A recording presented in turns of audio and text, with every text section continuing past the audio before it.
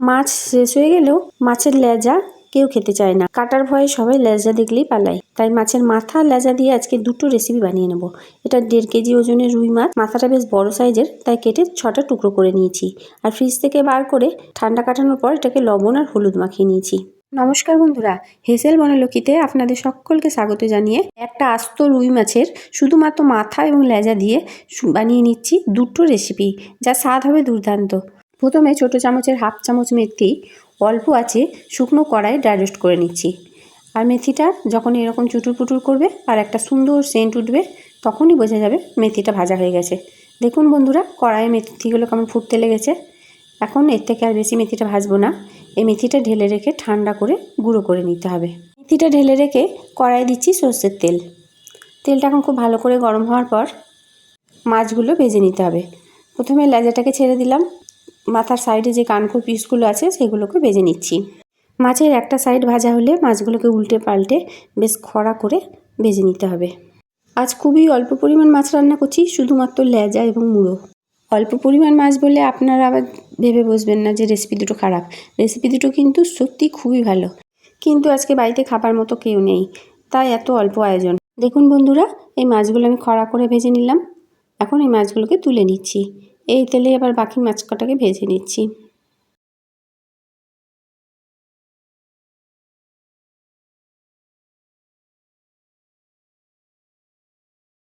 সব মাছগুলো ভেজে নিলাম, এখন তুলে নিচ্ছি। মাছ ভাজার তেল খানিকটা কমিয়ে রেখে এখন ওই তেলে দিচ্ছি একটা শুকনো লঙ্কা আর দিয়ে দিচ্ছি অল্প পরিমাণ 5 ফোড়ন। ফোড়নটা এখন একটু সুন্দর করে ভেজে নিতে হবে। একটু যখন সুগন্ধ উঠবে তখন এর মধ্যে দিয়ে দিতে হবে তেঁতুল। তেঁতুল আগে ভিজিয়ে রেখেছি, দুটো পুরানো তেঁতুল কাই ছাড়ানো আছে।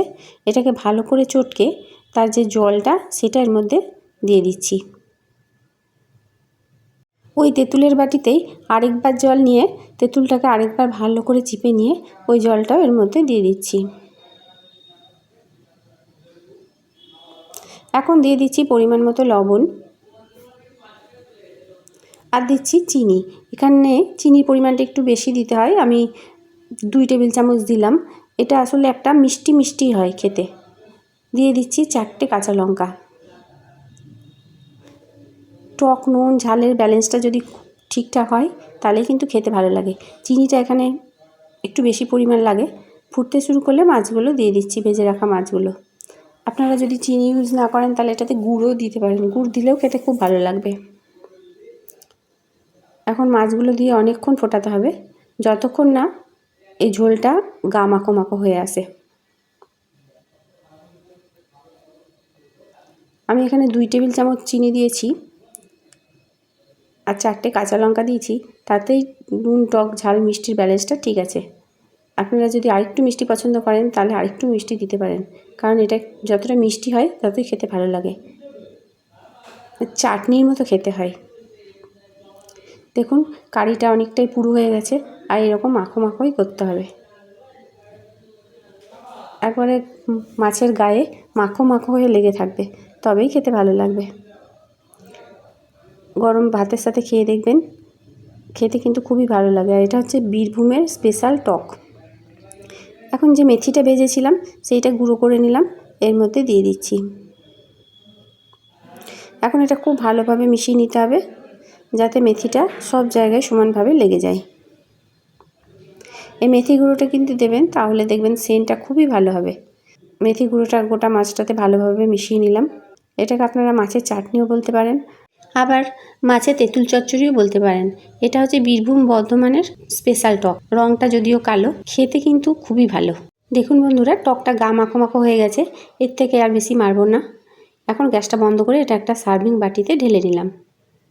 এখন ওই কড়াইয়ে দিচ্ছি সর্ষের তেল। মাছ ভাজা তেলটা যেটা তুলে রেখেছিলাম সেই মাছ ভাজা তেলটাই এখন দিয়ে দিলাম। দিয়ে দিচ্ছি একটা শুকনো লঙ্কা। শুকনো লঙ্কাটা এখন এখানে কালো করে ভেজে নিতে হবে, বেশ মুচমুচে হবে সেরকম অবস্থায় লঙ্কাটাকে তুলে নিতে হবে।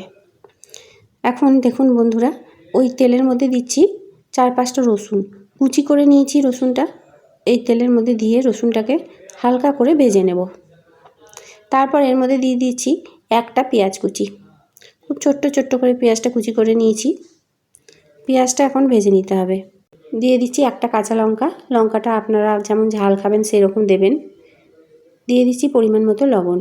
এখানে লঙ্কাটা খুব ঝাল বলে আমি একটা দিলাম, আপনারা যেমন ঝাল খাবেন সেই অনুযায়ী লঙ্কাটা দিয়ে নেবেন। তবে পেঁয়াজটা খুব কড়া করে ভাজবো না, যতক্ষণ না নরম হয় পেঁয়াজটা ততক্ষণ অবধি পেঁয়াজটা ভেজে নেব। পেঁয়াজটা ভাজা হয়ে গেল। এখন যে মাছগুলো ভেজে রেখেছিলাম সেগুলো এখন কাটা বেছে নিতে হবে। দেখুন আমি কাটাটা বেছে নিচ্ছি। মাছের মধ্যে যাতে একটুও কাটা না থাকে তাই যত্ন করে মাছটাকে ভালোভাবে বেছে নিতে হবে। কারণ যেহেতু এটা রুই মাছ, তারপর আবার লেজা কাটা অনেক গেছে এর মধ্যে, আর মাথা সাইডে যে পিস দুটো আছে সেই পিস দুটো আমি বেছে নেব। লেজা ছাড়া মাছের পিস দিয়েও এই রেসিপিটা বানানো যেতে পারে, কিন্তু সাধারণত দেখবেন লেজা কেউ খেতে চায় না কাটার ভয়ে। কিন্তু যদি এইভাবে কাটা বেছে বেছে যদি রেসিপি বানানো হয় তাহলে দেখবেন সবাই চট করে খেয়ে নেবে, কারণ যেহেতু কাটা বাছতে হবে না। তাই লেজা দিয়ে রেসিপিটা বানাচ্ছি। তবে কাটাগুলো খুব ভালো করে বেছে নিতে হবে, যাতে একটু কাটা না থাকে সেদিকে নজর রাখতে হবে। মাছের কাটা বাছতে বাছতেই একটা টিপস দিয়ে দিই, যদি বাই চান্স কোনো রকম কাটা থেকে যায়, যদিও ভালো করে বেছে নেওয়া হচ্ছে, তাহলেও বাই চান্স যদি থেকে যায় তাহলে দেখবেন জল খেলেও সেই কাটা গলা দিয়ে যেতে চায় না। এক গ্লাস শুকনো ভাত নিয়ে যদি না চিবিয়ে গিলে নেওয়া হয় তাহলে সেই কাটা কিন্তু চট করে নেমে যায়। রেসিপিটা যদি আপনাদের ভালো লেগে থাকে তাহলে যে সকল নতুন বন্ধুরা রেসিপিটা দেখছেন তারা প্লিজ চ্যানেলটিকে সাবস্ক্রাইব করবেন, তার সঙ্গে পাশে থাকা বেল আইকন অবশ্যই প্রেস করে দেবেন, যাতে আমার নতুন নতুন ভিডিও আপনাদের মোবাইলে আগে পৌঁছে যায়। আমি আশা করছি যে আপনাদের আজকের ভিডিও দুটোই ভালো লাগবে, আর যদি ভালো লেগে থাকে তো প্লিজ লাইক করবেন আর কমেন্ট করে জানাবেন অবশ্যই যে রেসিপি দুটো কেমন লেগেছে। আর যদি ভালো লেগে থাকে তো চারিদিকে একটু শেয়ার করে দেবেন, যাতে অন্যান্য বন্ধুরাও রেসিপিটা দেখার সুযোগ পায়। দেখুন বন্ধুরা, আমি মাছের লেজারটাকে খুব ভালোভাবে বেছে নিলাম। এখন যে অন্য পিস দুটো আছে, পিস নয় মানে মাথার কানকোর পাশে যে পিসটা লেগে থাকে সেই দুটো আছে, সেটাকে খুব ভালোভাবে বেছে নেব। এটা আসলে মাথারই মাছ। মাথাটাকে 6টা টুকরো করা হয়েছে, মাথার তলার দিকে যে পিস লেগে থাকে সেই অংশটা। আর এটা বাছা বেশি সহজ, এটা কাটাটা মোটা কাটা ভরা আছে এর মধ্যে, তাই তাড়াতাড়ি বাছা হয়ে যাবে। এখন আমার সব মাছটাই বাছা হয়ে গেল। এখন যে কাটাগুলো আছে সেইগুলো তুলে ফেলে দেবো। এখন যে পেঁয়াজটা ভেজে রেখেছিলাম, পেঁয়াজ রসুন লঙ্কা, সেইটা মাছের মধ্যে দিয়ে দিচ্ছি। আর যে শুকনো লঙ্কাটা ভেজেছিলাম সেটা ডাঁটাটা ছাড়িয়ে ফেলে শুকনো লঙ্কাটা একটা সাইডে গুঁড়ো করে নিচ্ছি। মাছের সঙ্গে একসঙ্গে যদি গুঁড়ো করা হয় তাহলে কিন্তু এটা গুঁড়ো করা যাবে না, লঙ্কাটা নরম হয়ে যাবে, ভালো গুঁড়ো হবে না। তাই অবশ্যই একটা সাইডে গুঁড়ো করে নিতে হবে। দেখুন বন্ধুরা, লঙ্কাটা আমি এখানে গুঁড়ো করে নিলাম। আসলে লঙ্কাগুলো খুব ঝাল বলে আমি একটা দিয়েছি, আপনারা আপনাদের পরিমাণ মতো দিয়ে নেবেন। এখন ভাজা পেঁয়াজের সাথে মাছটাকে খুব ভালো করে মেখে নিতে হবে, যাতে একটু গোটাতে না থাকে, সেইভাবে মাছটাকে ভালো করে মাখতে হবে। যেহেতু এটা ভর্তা বানাচ্ছি তাই মাখাটা কিন্তু খুব ভালো হতে হবে। আর মাখতে মাখতে যে কাটাগুলো হাতে লাগবে, যদি একটা দুটো কাটা যেগুলো লাগবে সেইগুলো তুলে ফেলছি।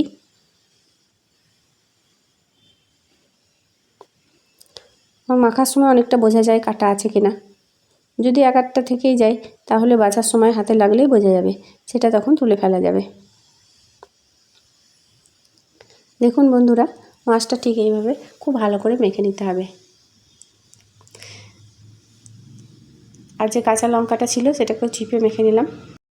এখন এর মধ্যে দিয়ে দেবো কাঁচা সর্ষের তেল, কারণ কাঁচা সর্ষের তেল ছাড়া আবার ভর্তা মানায় না। 1 চামচ মতো কাঁচা সর্ষের তেল দিয়ে দিলাম।